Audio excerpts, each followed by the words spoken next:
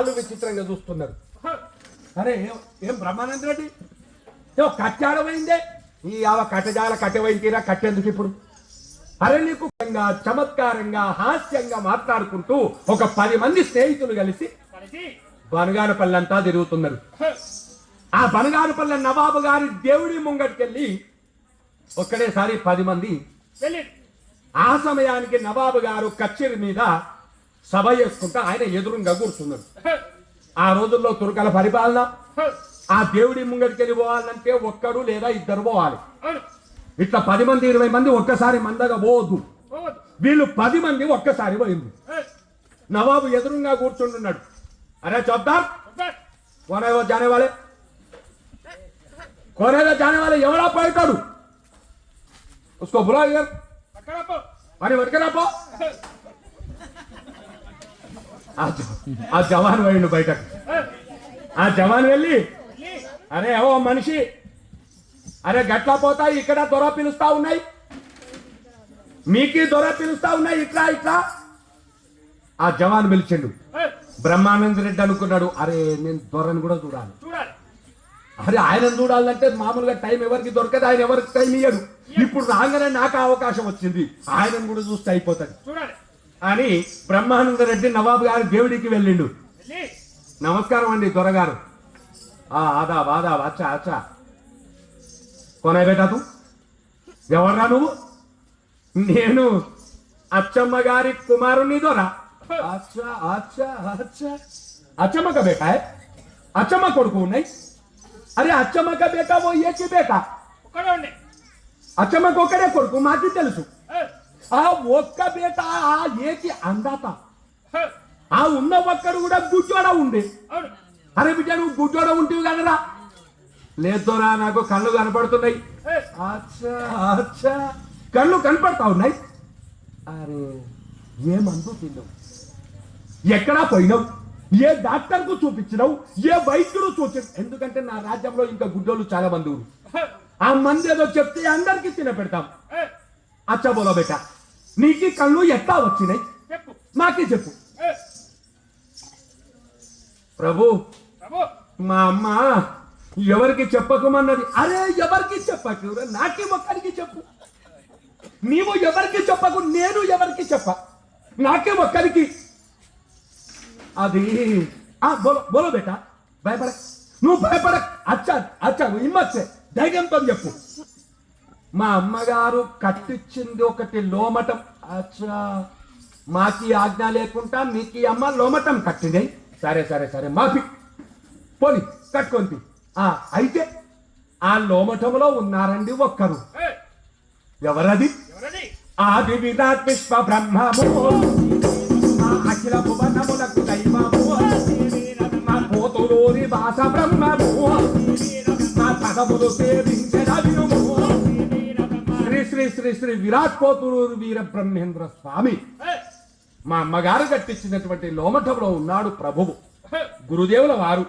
ఆయన గారి యొక్క కరుణ కటాక్షం వల్ల నాకు కళ్ళు వచ్చినాయి ప్రభు. అచ్చా అచ్చా వా శభాష్. అయితే ఇవాళ కళ్ళు లేనటువంటి వాడికి కళ్ళు ఇచ్చిందంటే రేపు చచ్చిన వాడిని కూడా బ్రతికిస్తాడు. అవునా కదా? నిజం ముచ్చట. అయితే ఇటువంటి గురువుని మనం తప్పక చూడాలి. అరే చెప్తారు వెళ్ళి ఆ గురువును ఎట్లా ఉన్న వారిని ఎట్లా మన దేవుడికి పట్టుకరా. నవాబు జవాలను పంపించాడు. ఇక్కడ నుంచి లోమఠములో స్వామి చెప్తున్నాడు అచ్చమ్మతో. అచ్చమ్మ ఈ క్షణ మాత్రంలో ఒక విచిత్రం జరుగుతుంది. నేనెక్కడికి పోతే నువ్వు అక్కడికి రా. నాయనా నువ్వు అడిగిపోతావు. నీ కొడుకు పెట్టిండమ్మా విత్తనము వస్తారు ఇప్పుడు మనల్ని తీసుకుపోయేటందుకు. అనునంతలో 2 జవాన్లు రానే వచ్చారు. గురుదేవా నమో నమః.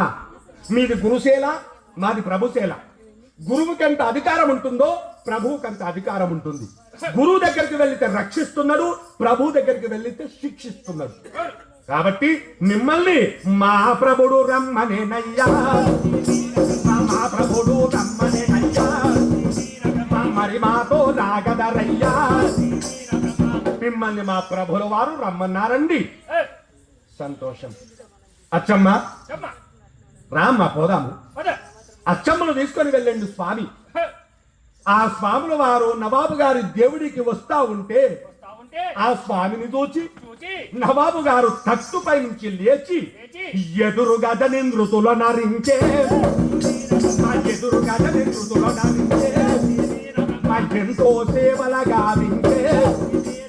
ఆ వచ్చేటువంటి బక్రీద్కు వద్దాం అనుకున్నాం కదా, అరే బక్రీద్కు ఇది కాకపోతే ఇంకా 4 తెచ్చుకుందాం. ఇవాళ గురువు వచ్చిండు, గురువుకు పెట్టాలి భోజనం. మంచి లేత పల్లాగా చూసి అలాల్ చేయమంటావా మూడుదారు చేయమంటావా? 6 పిచ్చోడా. మూడుదారు చేస్తే గురువు ఒక్కడు తింటాడు, ఆయనకేం లేదు, ఏది పెట్టినా తింటాడు. అలాల్ చేస్తే మనం అందరం తినొచ్చు, అలాల్ అయితే అందరం తినొచ్చు. మూడుదారు అయితే గురువు ఒక్కడ తింటాడు, అలాల్ కాదు.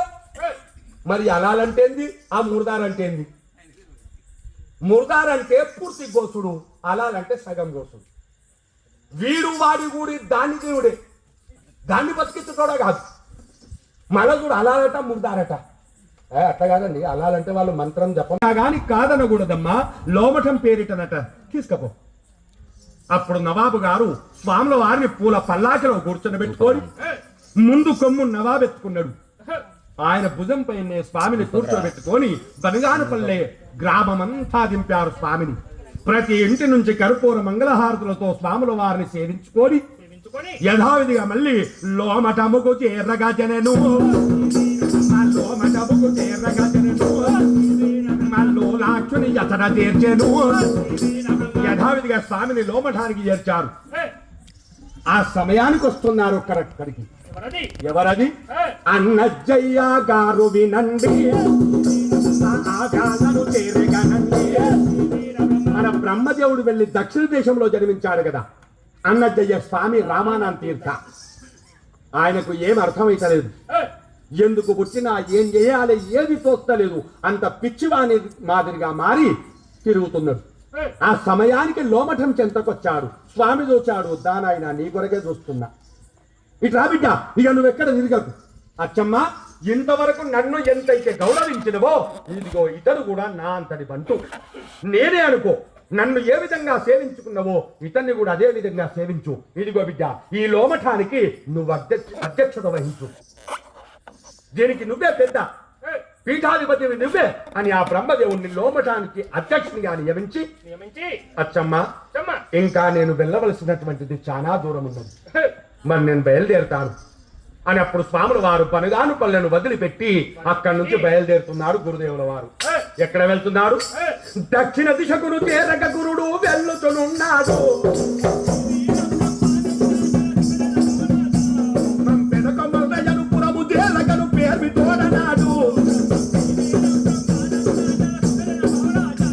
స్వామి అక్కడి నుండి బనగానుపల్లెను వదిలిపెట్టి పెదకొమలరా అనేటువంటి ఒక గ్రామానికి వెళ్ళిండు.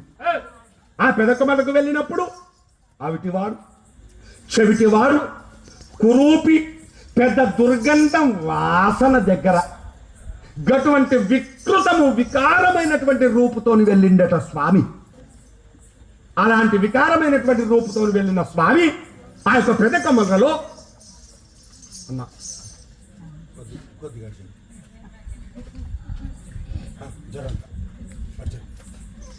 ఒక్క రాత్రి మందం ఉంటుందండి, కొద్దిగా స్థలం ఇవ్వండి, ఎక్కడైనా సరే ఒక్క రాత్రి మందం ఉంటుంది.